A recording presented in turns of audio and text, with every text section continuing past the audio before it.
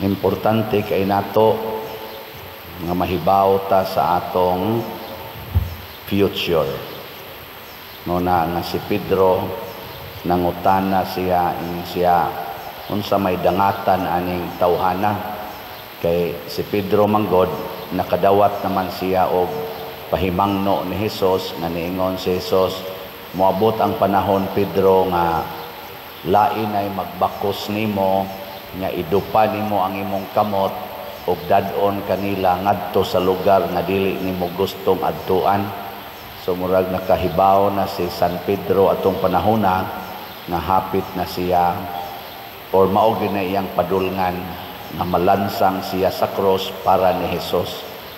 Mao tong pagkakita niya ni Juan, San Juan na gitawag og ang pinangga nga tinun-an ni Hesus. Iya sa gipangutana si Hesus nya kani magtutudlo unsa may dangatan ani nga pinangga maninimo.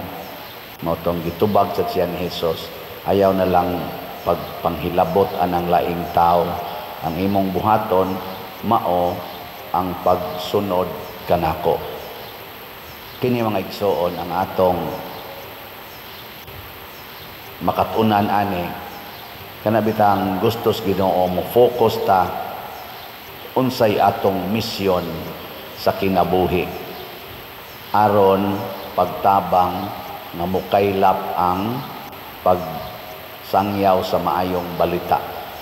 Di na ta magsigig himantay sa atong isig katao, muabag na lang ta unsay atong mahimo para sa kaayuhan sa katilingban, labi na gid sa simbahan.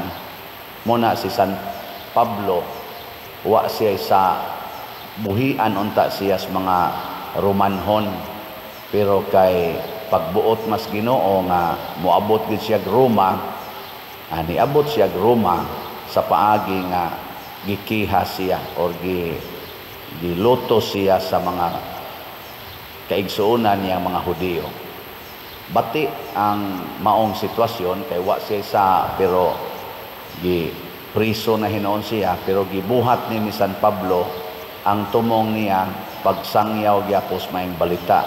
Munang bisag tuwa siya sa bilangguan hangtod na nahimo siya nga tuwa siya sa iyang house arrest na sitwasyon mga 2 ka tuig, wa lang gyapon siya muundang sa pagsigi og sangyaw sa maayong balita nga matod pa diri sa unang pagbasa, gihimo niya kini sa dakong kaisog o kasayon. Nganong kaisog man kay ligas lang kagamay, piniriso nagukadaan, patay dayon. Pero sa kasayon, nganong sayon man, kay dili man pangandoy ni San Pablo nga ang iyang kaugalingon mo'y iyang panalipdan. Ang iyang gipanalipdan o ang iyang gisangyaw, mauman ang kinabuhi ni Hesus. Nga matod pa niya diri, na bilanggo ko tungod kaniya nga maoy paglaom sa katawhan sa Israel. Kini bitang magsangyaw tag paglaom, mura sa tag madasigon. Parianang mamaligya kog slat ninyo, unsa may gisangyaw na ko ana, paglaom. Paglaom nga kining atong bayron non sa atong kumbinto, mahurot gini siya og kabayad. Naapamantay mga wapakuloy update, pero naapamantay mga 38 o mga 37,000 na palitonon, tag 500 pesos. Ang paglaom ani nga ang atong mga contractors nga maoy ni trabaho ani itong kumbinto nga hurot-hurot na nilag human ang ilang trabaho pero wa pa sila mabayran gid sila. Naa diha ang paglaom. Sa sige natong paambit kay nagtuman ta sugo sa Ginoo, nakahatag tag paglaom. Nya kanisan ato ditong kontraktor sa Kapilinya di Fatima dito sa San Remigio, gihangyo man taan ni sa atong obispo nga mo'y nagdaa dito si Bishop Ruben nga patabangon tag tiwas og bayad aning 6 million. Sige lang sa tagpalit og 1 slot sa HD or Mother Mary's Healing and Deliverance nga tag 1,000. Karong buwan na og ato ni sigag palit makahatag na sa tagpaglaom. Labaw sa tanan kining atong pagpasayloay o paghigugmaay. Mao gyud nay makahatag og paglaom. Karon kusog na kaayo ang hinikugay, hikom, depression sa mga tao. Apil nas mga batanon, hasta mga estudyante, ako'y rekoleksyonan, nagiusa dito nga nagkusmod lagi ang naong. Na-interest man ko niya nga nagkusmod yang naong, akong gipangutana. Dugay kay siyang nitingog niya iyang mga kauban, murag ni aksog bugal-bugal, ang uban ni aksyon sa simpatiya. Nya gaduko ra gito siya nitingog og gamay, paghuman di kay klaro yang tingog ugom-ugom, gaduko ra gid siya dito. Ang kuloy-loy sa ni estudyante da lalaki. Murag wa gid siya kalipay. Nga estudyante karon wa na kayo paglaom kay wala na kay sila matagai sa pagtulunan nga Dios nun. Ug unsa may pagtulunan nga Dios nun, matod pa diri sa atong tubag sa Salmo, ang matarong mosud-ong sa imong naong o Ginoo.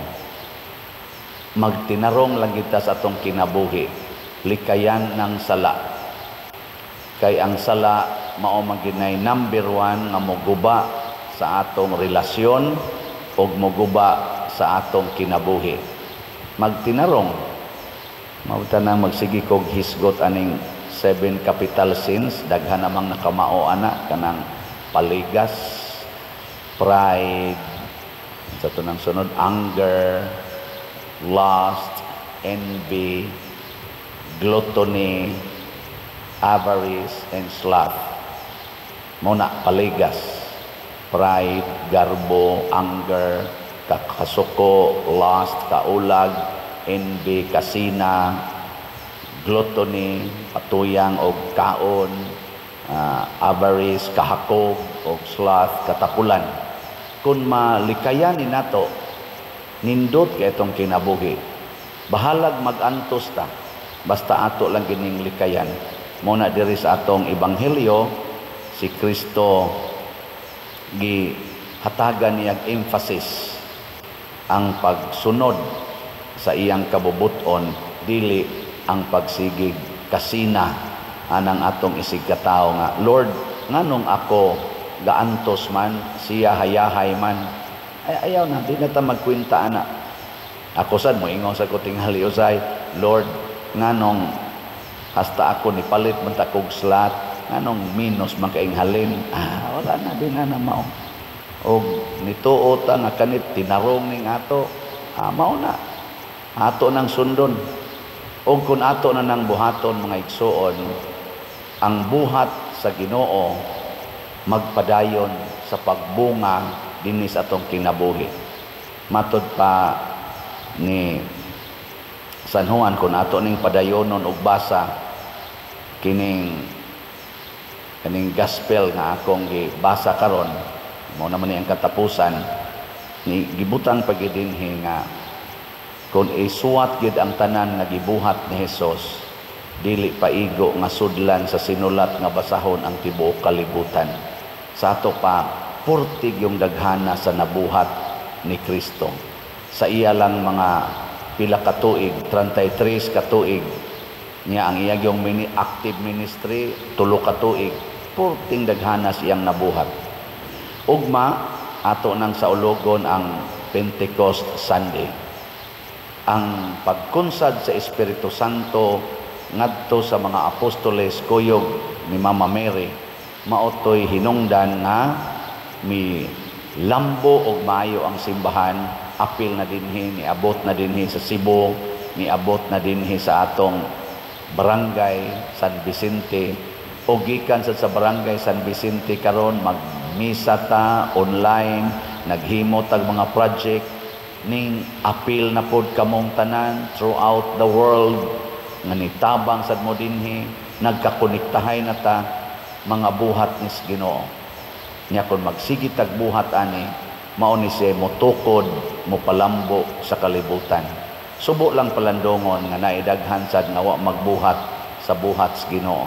Munang naggubat, pinatyanay, nagsinuyupay, anang syabo, o mga drugas, sugal, o mga bisyo. Hangtod sa katapusas kalibutan, magpadayo ni, magdungan ang dautan o ang matarong. Pero bulahan ang mga matarong. Sa ganito tubag na to sa Salmo, ang matarong mosudong sa imong naong o Ginoo. Igilingi ako no na imong tupad.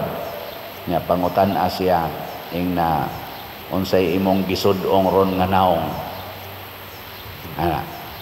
Nakanang imo dihang cellphone unsa mang naong sigihan imong sudong. Kanindot unta ang mga bana makakita sa naong sa Ginoo diha silang asawa aron magsigi silang sudong sa naong silang asawa, dili tungod kay porting gwapaha, kundi tungod kay nakita na nila ang naong sa Ginoo. Nganong naong mas Ginoo? Kay ang asawa sad kind, forgiving, understanding, o niya maalagaron. Mausad ang asawa magsigi sag tan-aw sa naong subana, kay ang naong sa subana nakita sa diha ang Ginoo. Masigig faithful, loving, caring, understanding. Ang mga anak sa dili magsigtan-aw sa cellphone, kay magsigsudong sa naong sa ilang ginikanan. Kaya ang ilang ginikanan, smiling, caring, nya understanding. Ba? Nya magsige sa mong sudong sa naong sa pari. Inyong paris priest. Ganahan mo sudong? Ingon mo, hailangan na pa dil kay imong naong, yawanon. Una, kinahanglan gyud ang mga leaders makapakita sa naong sa Ginoo. Sama ni San Pablo na usa ka leader, ug sa atong Santo Papa karon nila ni San Pedro, nakita diha nila ang naong sa Ginoo, kay nagantos sila, nagantos alang sa kaayuhan sa uban. Gani nagpakamatay gyud alang sa kaluwasan sa tanan.